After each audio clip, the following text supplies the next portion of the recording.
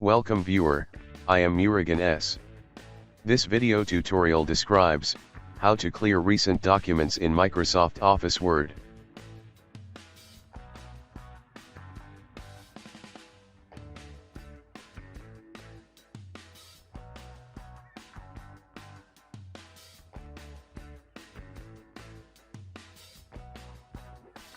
Click File, Options.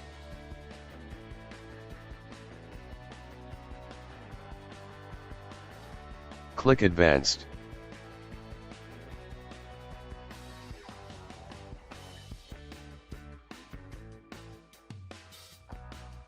Change Show this number of recent documents to 0. Change Show this number of unpinned recent folders to 0.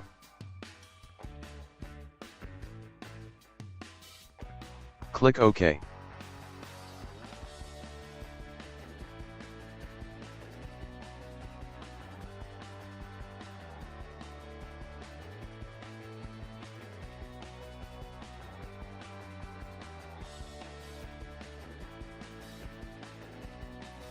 I hope this video tutorial helps to you. Please like, share and don't forget to subscribe my channel. Thank you very much. See you next video.